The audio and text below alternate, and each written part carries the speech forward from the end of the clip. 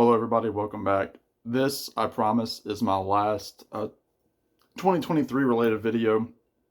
We'll put a conclusion to my 4-part little mini series about 2023, what I was listening to, what I got, my favorites, etc. This is a video that I've been looking forward to for a while just because it compiles some data. Don't let that scare you because I'm not a numbers guy, so don't let that scare you. That I compiled over the last year in 2023. So 2023 marked my second year of cataloging not only what I have purchased, vinyl and CDs, two different sheets, but also what I've been listening to. So I'm, keeping track of each album that I listen to, how many times I listen to it, and the dates that I listen to it because I'm a nerd and I don't have an exciting life. But anyway, I just wanted to kind of run through a finished, compilation of the main points that I found of what I was listening to, show some records, and yeah, hopefully this will be a ongoing thing as long as I have a YouTube channel. I did one last year. I'm gonna do one this year. I'm gonna kind of call it, a recap of 2023 or something along those lines. But just again, for fun, just shows you what I listen to. But anyway, 2023. I'm sure a lot of you think like I do. What's the first album that you're going to listen to in the new year? Like what are you going to pop into the CD player, on the record, on the turntable first? And for me, last year, for some reason, I went with Narrow Stairs by Death Cab for Cutie. I don't know why. I think Death Cab for Cutie kind of reminds me of the cold winter, just with their lyrics. It's all about longing, and in the wintertime, a lot of people are longing for loved ones and that sort of thing. I think I was just in the mood for hearing the song "I Will Possess Your Heart," which is awesome. But I also like the song "No Sunlight." Bixby Canyon Bridge is good. Just a really, really good album. The Ice is Getting Thinner is a really, really good song. So that's what I started the year off last year with. First album I listened to in its entirety was Death Cab for Cutie. And I should say, when I log an album that I listen to, I don't skip a track. So that's a full-length album that I've listened to start to finish. It might be over a couple of days because sometimes I'm driving to work and a CD ends, I'll put another one in, and I pick it up the following day. But you get the idea. The last album that I listened to in 2023 in its entirety was Rob Thomas, Something About Christmas Time. This came out in 2021. Rob Thomas is the lead singer of Matchbox 20 from the 90s. Really, really good album. If you like Rob Thomas, that sound, that Matchbox 20 sound. He does some good covers of Christmas Time, which is Bryan Adams. He does that with Ingrid Michaelson. A lot of originals. He does Have Yourself a Merry Little Christmas also, but just really, really good stuff. Small Town Christmas is kind of a fun little poppy song. Santa Don't Come Around Here Anymore. I Believe in Santa Claus with Abby Anderson, which is the Dolly Parton and Kenny Rogers song. So that's what I ended 2023 off with, was a Christmas album at my parents' house, I should say. My mom's a big fan of that album, and my youngest sister. I had a goal last year to I wanted to get to 700 albums listened to. Now, what I consider an album is, for example, and the system has no rhyme or reason other than that's the system that I made. So, for example, a double album like the White Album, or even further, okay, I would say 2 full-length albums worth of material. So like the White Album is 2 full-length albums.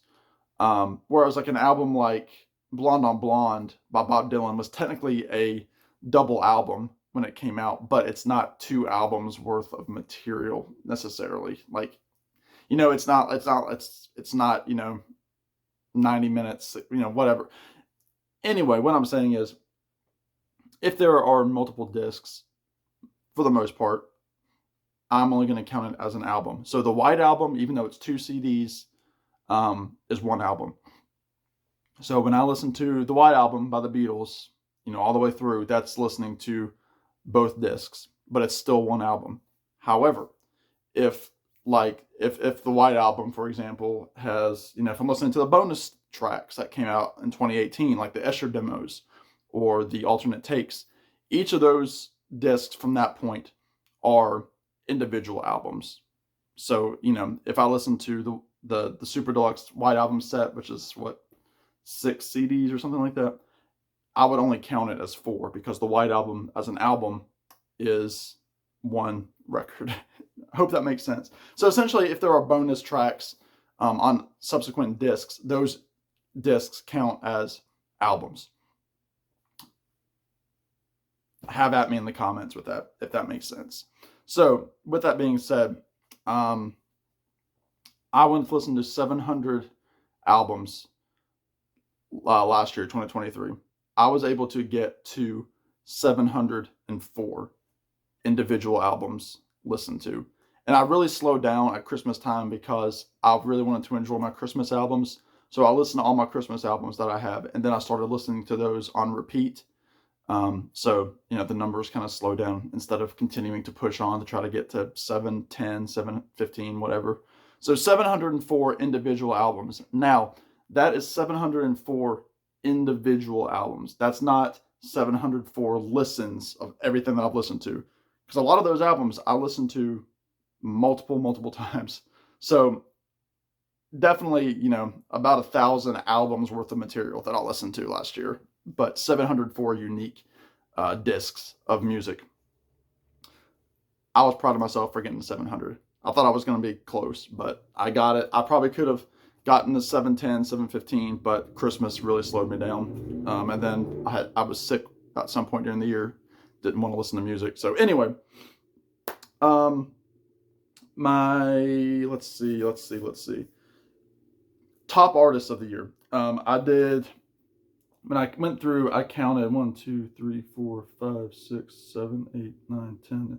I counted 12 artists because my 12, 11, 10 all tied for how many individual albums by these artists I listened to.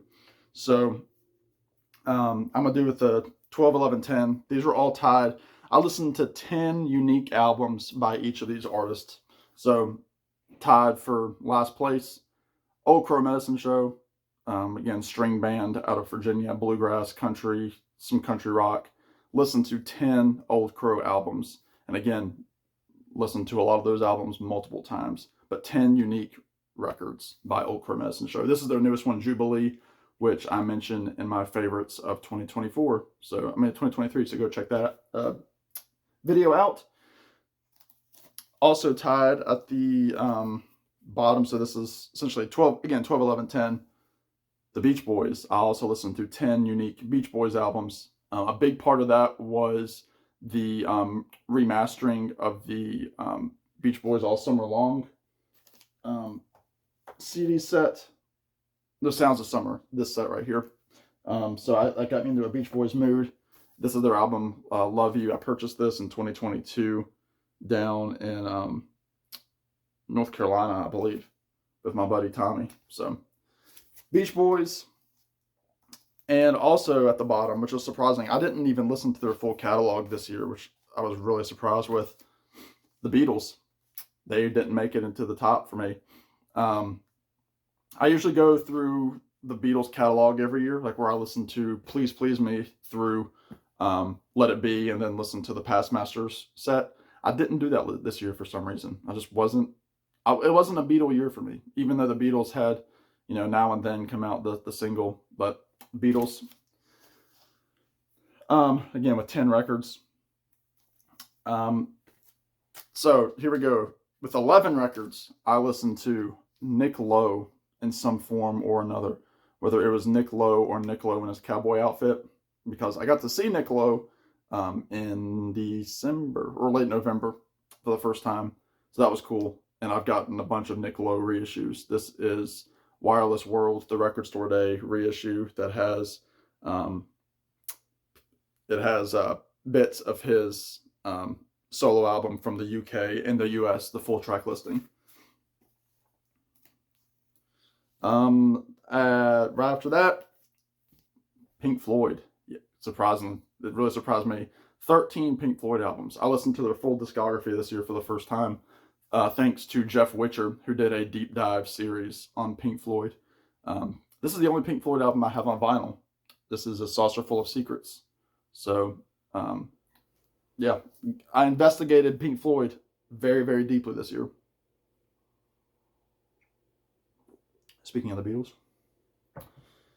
Next up, a band that you've heard me talk about a time or two, the Avett Brothers. I've listened to 14 Avett Brothers albums, which is their full catalog, I believe, and a couple of live albums. So listen to the Avett Brothers a bunch this year. This is their album, The Third Gleam. It's a third in their series of acoustic EPs. So very, very relaxing music by the Avett Brothers there. After that, we have Tom Waits at 15. Obviously, a big part of that was the reissue campaign that came out of his Island Records CDs. I mean, his Island record catalog, I should say, which I got toward the end of last year. Again, this is the only Tom Waits album I have on vinyl. Yeah, the only Tom Waits album I have on vinyl. Well, I have this and then that the soundtrack that he did with Crystal Gale, but I haven't listened to that album. So this is Tom Waits, number 15, singer-songwriter. That's my favorite by him. Closing Time, his debut. Next, tied with 17 records, Tom Petty and the Heartbreakers. Again, reason they ranked so high, I got some VCLT from my buddy JT at JT's Record Room. He gave me the CDs from the Playback box set that came out, and then also the Live at the Fillmore box set I listened to quite a bit that came out in 2022. This is Into the Great Wide Open. This was a gift by my buddy Aaron Mutha Alamere. Really, really great album produced by Jeff Lynne. But I listened to a bunch of Tom Petty this year, as is customary. Also tied with Tom Petty at 17, Miles Davis. I don't have any Miles on vinyl, but this is Miles Davis in concert. My Funny Valentine. This has 5 tracks with My Funny Valentine, All of You, Stella by Starlight, All Blues, and I Thought About You. He has George Coleman, Herbie Hancock, Ron Carter, and Tony Williams. I listen to a lot of instrumental jazz when I'm writing. I do a lot of public speaking and have to do some writing as a result of that. And I don't like to listen to albums with vocals because I'll get distracted. So I listen to a lot of early Miles, nothing too trippy. So like early Miles, Bill Evans, very, very early Coltrane. Listen to that stuff. Even some Dave Brubeck. And just really kind of takes me to a writing mood. So Tom Petty and Miles Davis were tied at 17, I guess, for 5th and 4th place. At 18 records, the Rolling Stones. Listened to more Rolling Stones than I've ever listened to in my life this year because of the mono box set. And this is Let It Bleed from that set.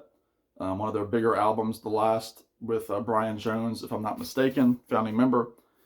This has Midnight Rambler, Gimme Shelter, You Got the Silver, the Keith Richards song, You Can't Always Get What You Want, Country Honk, which was like a country version of Honky Tonk Women. So lots of Rolling Stones. And then, of course, we obviously got the new Hackney Diamonds record, 2023 as well.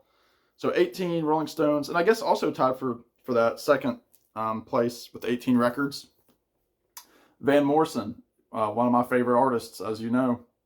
Van came out with 3 releases this year with Beyond Words, Moving on Skiffle, and Accentuate the Positive. But this was a remaster that came out from Rhino Records, Rhino High Fidelity series. This is his band, The Street Choir. It has songs like Domino on it. It has If I Ever Needed Someone, Street Choir, Call Me Up in Dreamland. Just really, really good stuff on here. Yeah, it sounds fantastic. Yeah, Domino is on this. I'm dumb. Great if you can pick it up. And, drumroll, my most listened to artist, 28 individual discs of music. That counts box sets, bonus discs, studio records, live albums. Who could it be? 28 albums. That kid from Minnesota, Robert Zimmerman. Bob Dylan, 28. He's number one. I think every year he's the guy I listen to the most. All right. What's next here?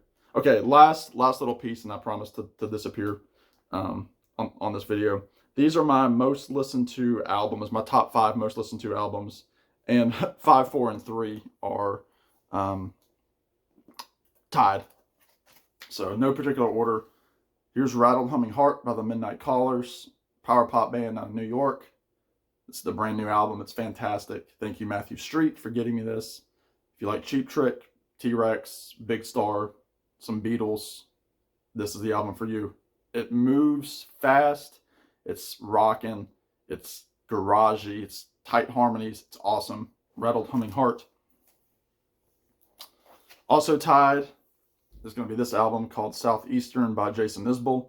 I just got into this album 2023. Saw Jason perform under his new album Weather Vanes, which came out last year, and got hooked on this album, listened to it a bunch. Thank my buddy Tommy over at Tommy's Musical Adventures for getting me into this.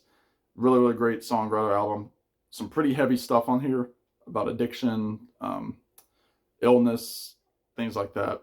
But Jason Isbell, it's awesome. Check it out. Also, yeah, so this is tied as well. And this was tied last year for my number 1 most listened to album. This is Lavender Days by Camp. Kind of a, not really bluegrass, but they use bluegrass instruments band. The singer kind of has a smoky voice a la Rod Stewart, just not rocky. It's more mellow. Great stuff. They sound like, you know, sitting outside around the campfire, listening to the rainfall kind of thing with your buddies. Really, really good stuff. Beautiful record. I saw Camp this year for the first time, and then the next day after that show, they announced that they were going on hiatus. So hopefully Camp will get back together very soon. Number 2, again, no surprise here. This is Altitude by Marty Stuart. Again, one of my favorite albums of 2023. Again, check out my ranking videos from 2023 where you'll see where this ranks and the best albums of the year. This is an awesome, awesome record. Psych country, straight country, a little bit of jangle rock. It's awesome. Marty Stuart and his fabulous superlatives. Altitude. And my number 1 most listened to album is one that I don't really talk about much, but it is this album called Stick Season by Noah Kahan, who is a singer-songwriter out of Vermont. He started kind of in the indie pop vein, and then during COVID, he started doing live streams on TikTok with just his guitar. He gained a really big following on TikTok, and he was kind of given positive peer pressure from his fans to put out a folky album. So he did just that. The dude is blowing up everywhere. I mean, the big song in here is Stick Season. My favorite is called New Perspective, which I do on my live streams occasionally.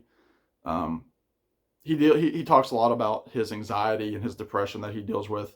And again, he's gained a big following. A lot of contemporary artists are wanting to collaborate with him, and just a really, really great album. I listened to it a lot during the fall, especially, but actually that album came out in 2022, so I was a little bit late on that album myself. But there you go. That's a bunch of records. Hope you enjoyed me talking about what I've been listening to in the last year. Next up, I'll be doing finds that I had from December of 2023, which I guess would count in my 2023 series, but it's part of my monthly series. And I'm also going to hop on the vinyl tag here very shortly. So thank y'all for watching. In the meantime, y'all be good. Subscribe. Thank you so much for the subscribers recently, and we'll talk to you soon.